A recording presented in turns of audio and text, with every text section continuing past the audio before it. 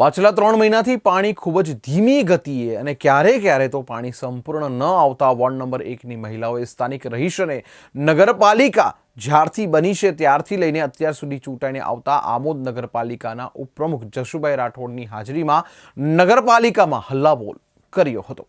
પાણી સિવાય કચરાની પણ વોર્ડ નંબર 1માં ખૂબ જ મોટી સમસ્યા છે, જેનો પણ વિરોધ નગરપાલિકામાં મહિલાઓએ કર્યો હતો। આમોદ નગરપાલિકાના માજી પ્રમુખ રાજુભાઈ રાણપરા ખબર પડતા તાત્કાલિક નગરપાલિકાએ દોડી આવ્યા હતા અને નગરપાલિકા ઉપપ્રમુખ જશુભાઈ રાઠોડને જ જે મોટરો બળી ગઈ છે તેને લઈને તેમનું ધ્યાન દોર્યું હતું।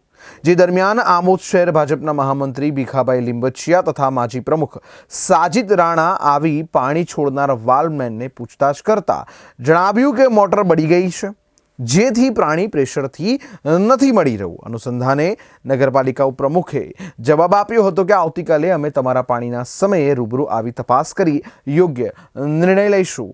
જેમ જણાવતા સમગ્ર મામલો થાળે પડી ગયો હતો।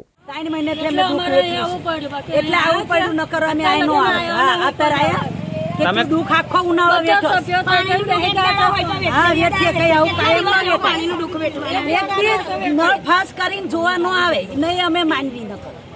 તમે કયા વોર્ડમાંથી આવો છો? અમે પુરસા નગરીમાંથી વોર્ડ નંબર 1 માંથી આવી છે। આ કેટલા સમયથી સમસ્યા છે? 3 મહિનાથી આવતું નહીં, પાણી આવતું નથી ને એંગાઈ કહેવા આવે તો પાછા એવું કે જૂઠું બોલે આ કઈ જૂઠું બોલવાનું છે? પાણી ના આવે તો જ એંગાઈ પગ ચાલી નાખીએ ને એ પાણી છોડવાવાળા છોડતા નહીં, જે કઈ મોટર જે બળી ગઈ છે એ બનાવતા નથી, કચરા પેટી વાળા બી નથી આવતા કે કચરો રાખવા વાળા બી કોઈ નહીં આવતા, કચરો વાળવા પાણી વોટ લેવા ખાલી વોટ લેવા આવે છે।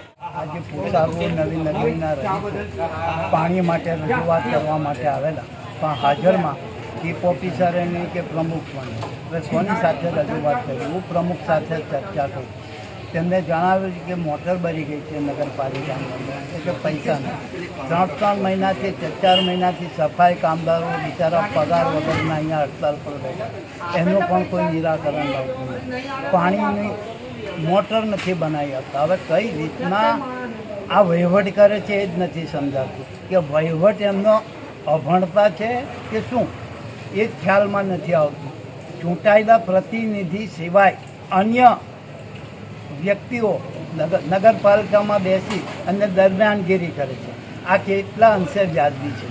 આના માટે કંઈ ને કંઈક નિરાકરણ કે નિવેડો લાવવો જોઈએ એવી મારી માગણી। વોર્ડ નંબર 1ના રહીશો, આમોદ નગરપાલિકાની અંદર વોર્ડ નંબર 1ના રહીશો નગરપાલિકાની અંદર પાણી બાબતે રજૂઆત કરવા માટે આવેલા હતા, પરંતુ અહીંયા પ્રમુખશ્રી ના હોય, ચીફ ઓફિસર પણ ના હોય, વોર્ડ નંબર 1ના સદસ્ય જશુભાઈ રાઠોડ જે ઉપપ્રમુખ છે એમની સાથે ચર્ચા કરી। ઘણા સમયથી પાણીની સમસ્યાઓ છે।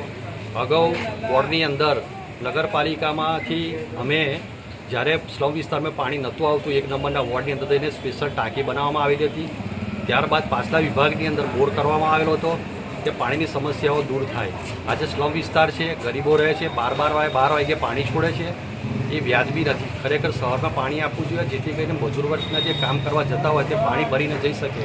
પાણી મેન સમસ્યા છે, તો પાણીનો પ્રશ્ન હલ આ નગરપાલિકા ના કરતી હોય તો પછી નગરપાલિકાને બેઠેલા લોકોનો કોઈ અધિકાર નથી વહીવટ કરવા માટે।